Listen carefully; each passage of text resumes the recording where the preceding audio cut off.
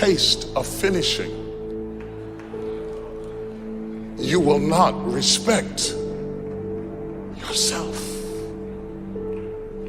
Until you follow through, until something is done, come hell or high water, tears and struggles and pain, and you go through it anyway, and you show up and you continue to fight on no matter the circumstances. After a while, something begins to wither inside of you. How do you do that? How do you change your mind away from fear to big, hairy, audacious goals? How do you do this thing where you become what you think about? How do you think about something different? Well, you do what you're doing now, but you do it on such a consistent basis that it changes the makeup and the shape of your psyche, your spirit, and your future and your destiny. You need to learn to think, because thinking makes you act effectively in the world. Thinking makes you win the battles you undertake, and those could be battles for good things. If you can think and speak and write, you are absolutely deadly. Nothing can get in your way. Number one thing in your world is not your education. It's your dream. So what you dreaming about, y'all? What you still dreaming about? What is God still showing you in your imagination? What are you so afraid of? Why would you not take that leap and go for it before you mess around and die? Why would you not go and see what God really got for you before you leave this world? Why would you hang on to a job? If you live in paycheck to paycheck right now, when you retire, they're going to give you 1/3 of what you can't live on now. They're going to give you a gold watch and a turkey, and they're going to set you on out to pasture. If I was you, before I leave this world, I'd go see what God really got for me. Just take a chance. Now here's why you should take the chance. Name me one time God has not pulled you through. Just name it. Name the one thing God has never pulled you through. If he ain't pulled you through it, he's currently pulling you through it right now. And the reason I know I'm telling the truth is because you're sitting in here. If God was through with you, he wouldn't wake you up no more. When he wakes you up, it's because he ain't through with you yet. He got something else for you. So why don't you go see what that is? Look, it's mostly black people in here. Why we keep living our lives like we still slaves? Why we got to live our lives like we owe them something? Man, you owe yourself something. Go be free. Go see what God got for you. Oh, Steve, that's easy for you to say. You rich. Hell, did you hear me? I lived in a car for 3 years. On October 8th, I won $50. October 9th, I quit. How big a jump you want to take? You ain't even got to do that. A lot of y'all got saved. You may not have 3 years up, but you only need a little bit. Just jump. Go see what God got for you. Quit sitting here in your life posturing like it's okay. Quit funking the fake. Quit faking the funk. Quit got people thinking you something you ain't, man, when you really know you won't be something else. Some people quit because things are out of control. Nobody quits what you can control. But the moment you get in something where you don't get your way, or you get reprimanded, or you get corrected, or you go through this, or you go through that, or you go through the other, or it's bad conditions or bad circumstances, the first thing the immature mind says is, this is ridiculous, I quit. My self-esteem, even though I was building it up and I lost weight and stuff like that, I'm now around the most uncommon of uncommon people. And I'm like, my God, I'm here. Do I belong here? Do I belong here? So your mind has a good way of taking the path of least resistance. Whenever friction happens, friction causes growth. Whenever friction happens, that's why a lot of us don't have any growth, because when friction happens, we go the opposite direction. So in my mind, when friction happened, my mind said, oh, hey, man, let's get out of here. You're not real. You've lied your whole life. You come from this, you come from this, you can barely read. Those things, so whenever times got hard, my mind said, you're not good enough. Let's go. So my eyes, my mind weren't connecting. So how you combat that is this. I call it the cookie jar. You have to remind yourself. We all have a story. All of us have gone through very hard times. But when we're in a hard time, our mind has a way of forgetting what all we've overcome. I have a way of taking 1 second when I want to quit and saying, okay, you endured this. So I look at my life and how I came up as the ultimate training ground versus most people look at it as why? Woe is me. God, why? Why? I had to flip this upside down and say, hang on a second. God was training me to be one of the baddest men on the planet Earth. That's how, this was my journey. Because those things beat me, but they didn't kill me. You gotta have a permeating attitude that you're gonna win. You gotta have a positive outlook. You gotta be optimistic. You gotta know you're gonna win. You gotta, right now, you gotta say, I'm gonna win. I don't mean just this contest. I don't mean the contest. I mean, I'm gonna win. I'm gonna win. My life is gonna win. There's gonna be a victorious life here. Because listen to me, the price you pay for losing here is too extreme. You have to carry the burden of failure the rest of your life. You carry that around with you if you fail here. The biggest thing that breaks my heart is you feel the spirit right now, and then when you get back, these dream stealers run into you, and they start to steal your dream, and you quit. You give up. You got to decide I'm going to win. You got to decide that the failure part of carrying failure, you've been exposed to what your life could be. If you fail here, the price is extreme. It's forever. You carry the failure forever. I'm being honest with you. I meet people oftentimes that say, I was in WFG, you really changed my life for this meeting, but. And they put their heads down. They've been carrying it. They carry it. They see these Facebooks and Instagrams and what we're doing. You got to know you're going to win. You got to sell out. Yeah, I'm telling you, you got to become a sellout.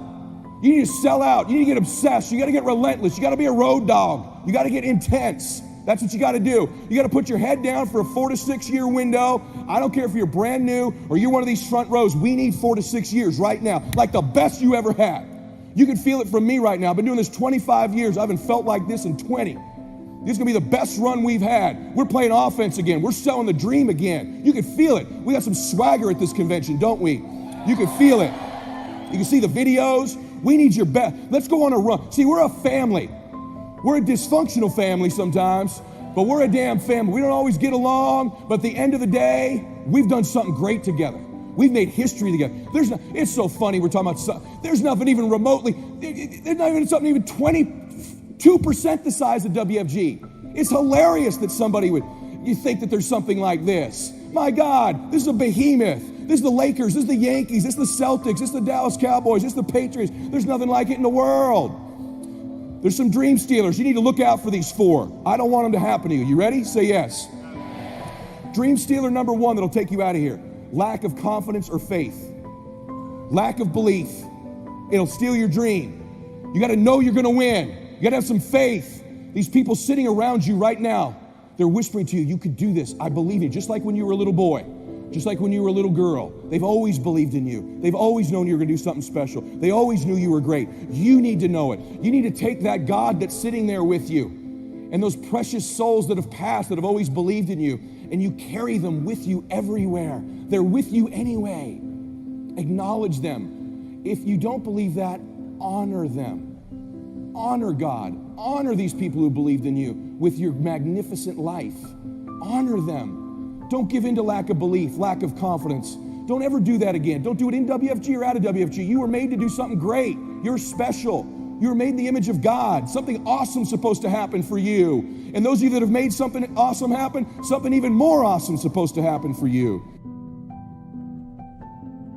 Is the greatest single obstacle to our success is our self-limiting beliefs. Is we believe that we're limited in some way. Our friend this morning was talking about the fact that each person is a potential genius, that you have genius inside you, that you have unlimited potential, which is what we agree, we believe passionately. But if we believe that we are limited in some way, it becomes true for us. It becomes our belief. By the way, I didn't do well in school, and before we came here, I was going to do some background checking on the people here. And what I found is that there's a lot of people in this audience who didn't do well in school. Yes. There's a lot of people here got lousy grades in school. I was astonished to look at the high percentage. In fact, you could be sitting next to one of them right now. Yes, we know who you are. Now here's the problem, is that if you're told, which I was, and all the time you're growing up, they say you have to get good grades or you won't do well in life. You have to get good grades or you won't get into college. You have to get good grades or you won't get a good job, won't get very well, and so on. They tell you that to encourage you to get good grades. So what if you got lousy grades for whatever reason? Well, now, you could be 25 or 35 years old and you don't even try.